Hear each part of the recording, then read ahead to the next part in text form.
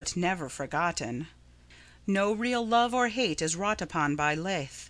The thousand dreams of her will send his blood in passionate flow, and the thousand memories of her whiten his face with pain.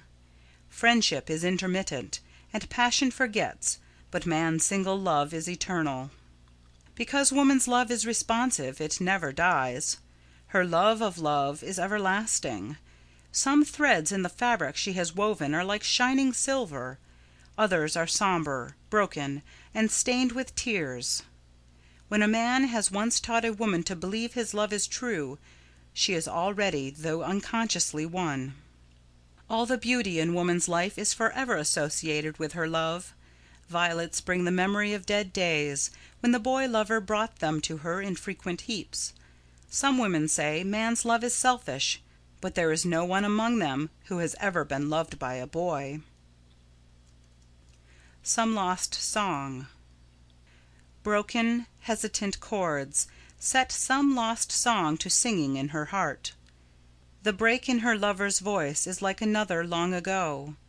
Summer days and summer fields, silver streams, and clouds of apple blossoms set against the turquoise sky bring back the maze of childhood and all the childish dreams.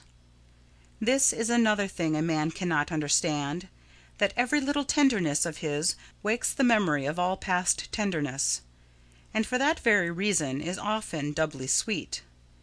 This is the explanation of sudden sadness, of the swift succession of moods, and of lips, shut on sobs, that sometimes quiver beneath his own. Woman keeps alive the old ideals. Were it not for her eager efforts, chivalry would have died long ago. King Arthur's court is said to be a myth, and Lancelot and Guinevere were only dreams, but the knightly spirit still lives in man's love for woman. The Lady of the Court. The lady of the court was wont to send her knight into danger at her sweet, capricious will. Her glove upon his helmet, her scarf upon his arm, her colours on his shield, were they worth the risk of horse and spear? Yet the little that she gave him made him invincible in the field. To-day there is a subtle change. She is loved as dearly as was Guinevere, but she gives him neither scarf nor glove. Her love in his heart is truly his shield, and his colours are the white of his soul. He needs no gauge but her belief, and having that, it is a trust only a coward will betray. The battle is still to the strong, but just as surely her knight comes back with the shield untarnished, his colours unstained, and his heart aglow with love of her who gave him courage.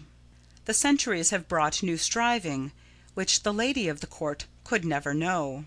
The daughter of to-day endeavours to be worthy of the knightly worship, to be royal in her heart, and queenly in her giving, to be the exquisitely womanly woman he sees behind her faulty clay, so that if the veil of illusion he has woven around her should ever fall away, the reality might be even fairer than his dream.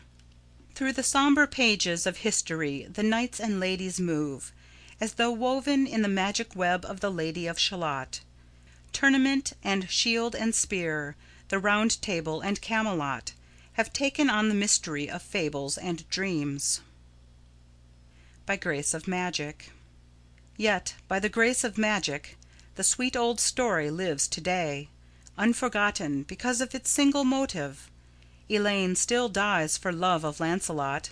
Isolde urges Tristram to new proofs of devotion, and Guinevere the beautiful still shares King Arthur's throne, for chivalry is not dead, it only sleeps, and the nobleness and valour of that far-off time are ever at the service of her who has found her knight.